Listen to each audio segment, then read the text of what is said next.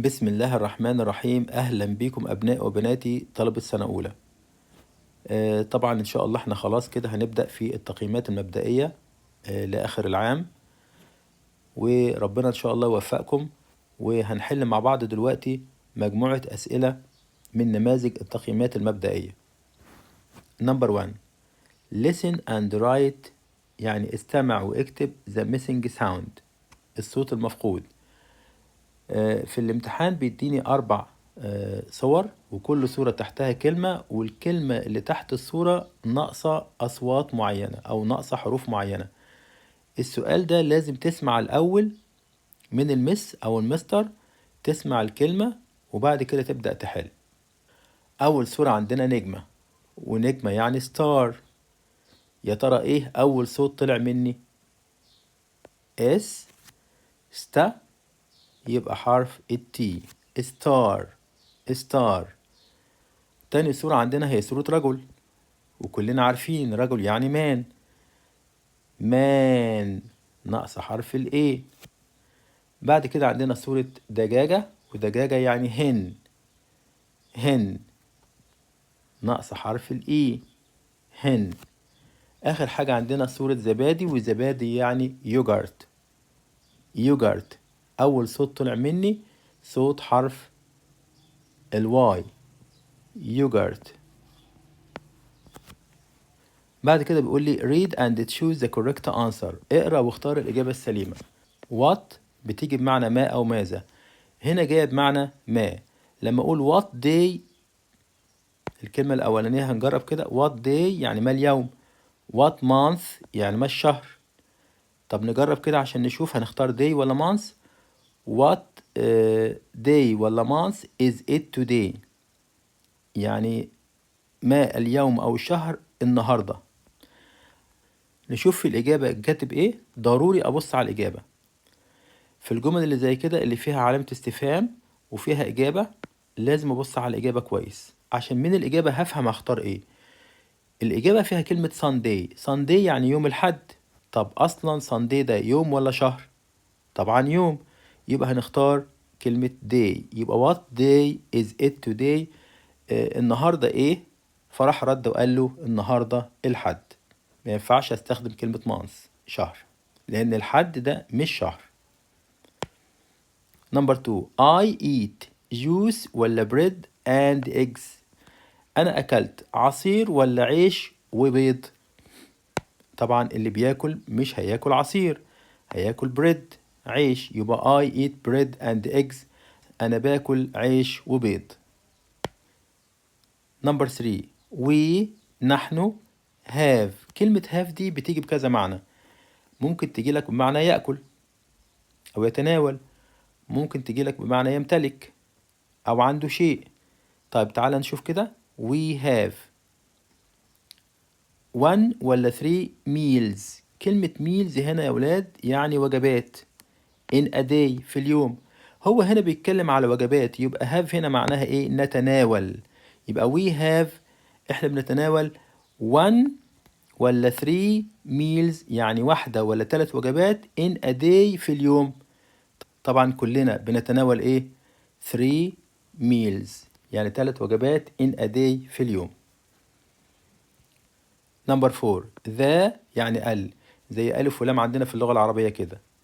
ذا stars النجوم، ولا ذا pens الأقلام are in the sky يكونوا في السماء. هو إيه اللي في السماء؟ النجوم ولا الأقلام؟ طبعا كلنا بنقول بصوت واحد stars. يبقى ذا stars النجوم are in the sky تكون في السماء. نمبر 5. I see 10، أنا شايف 10 فان شاحنة ولا فانز شاحنات؟ طبعا انتوا كلكم عارفين الإجابة، بس أنا هشرح حاجة. كلمة 10 يعني رقم 10، والرقم ده مفرد ولا جمع؟ طبعا جمع، يبقى تملي بختار الكلمة اللي تناسب الجمع اللي فيها اس الجمع، اللي هي كلمة فانز. يبقى I see 10 vans، يعني أنا شايف 10 شاحنات. أي رقم جمع بختار معاه اسم جمع. read and match، اقرأ ووصل. مطلوب مني في السؤال ده أقرأ الجملة كويس وأترجمها الأول وأفهم معناها، وبعد كده أوصلها على الصورة المناسبة للمعنى بتاعها. Number 1. My birthday is in July. عيد ميلادي في شهر يوليو. طبعا شهر يوليو ده اللي هو شهر 7، اللي مشهور عنه إن هو درجة الحرارة بتبقى عالية جدا.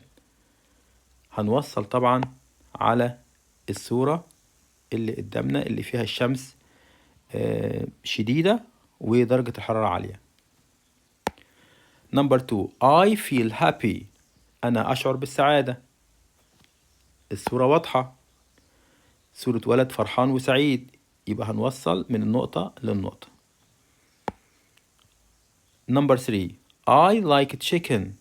أنا بحب الدجاج.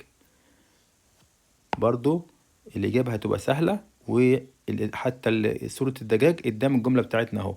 I like chicken هنوصل على صورة الدجاج. بعد كده بيقول لي look and scramble and write، يعني انظر ورتب واكتب. يعني مثلا أول صورة احنا شايفين سحاب، والسحاب منزل مطر كتير، ولما يكون في مطر كتير بنقول على الجو ده rainy. rainy يعني ممطر. يبقى احنا هنا محتاجين نرتب كلمة rainy ممطر. هي كلمة سهلة، هنكتب rain R A I N ونحط لها حرف الواي في الآخر، يبقى rainy. rainy يعني ممطر. الكلمة دي جاية من كلمة rain يعني مطر، ولما بحط لها واي بتبقى rainy ممطر. الصورة التانية صورة ولد. طب مين شاطر يقول الولد بيعمل ايه؟ بيحفر. طب كلمة يحفر يعني ايه؟ فاكرين؟ very good. dig D I G dig يعني يحفر. آخر صورة عندنا هي صورة يوم الاثنين. أخدنا أيام الأسبوع. يوم الاثنين يعني Monday. Monday. نحاول نرتب الكلمة مع بعض. Monday.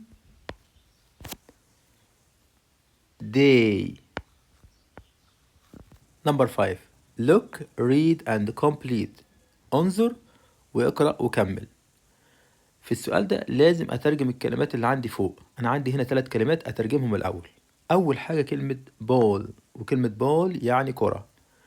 school مدرسة. teacher مدرس. نشوف أول صورة. في نمبر 1 بيقول لي I go to، أنا أذهب إلى. طبعا الصورة باينة قدامي مش محتاجة كلام، أنت بص على الصورة بس. دي صورة إيه؟ مدرسة. يبقى هنختار كلمة school، ننقلها SCHOOL. هتنقل الكلمة وتحطها في النقط. وفي الصورة التانية شايفين إيه؟ شايفين ولد بيلعب بالكورة، بيلعب رياضة الباسكت بول. نقرأ الجملة. He throws the نقط. هو بيلقي إيه أو بيرمي إيه؟ طبعا هو بيرمي الكورة، يبقى هنختار كلمة بول. الكلمة قدامنا أهي، نقلناها. يبقى he throws the ball، هو يلقي الكرة. Number 6. read and order، اقرأ ورتب. السؤال ده أول حاجة هنعملها فيه إن احنا نقرأ كل كلمة في الجملة الأول ونترجمها. day يعني يوم. what ماذا أو ما. is يكون. today النهاردة. it لغير العاقل. يلا نرتب. هنبدأ بالكلمة اللي تحتها خط، هنقول what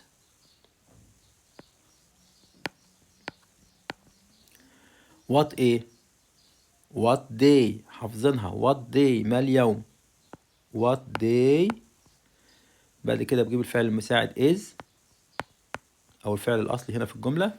what day is it today. Number 2.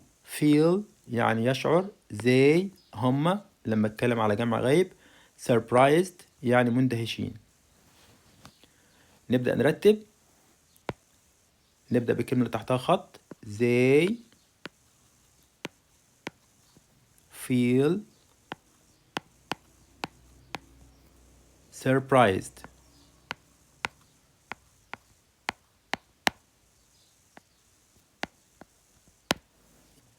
معنى الجملة إن هم يشعروا بالاندهاش أو هم مندهشين. نمبر 3.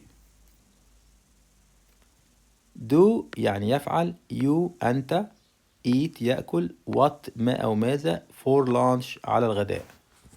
نبدأ الترتيب. هنبدأ بكلمة what اللي تحتها خط، بعد كده هنجيب الفعل المساعد do،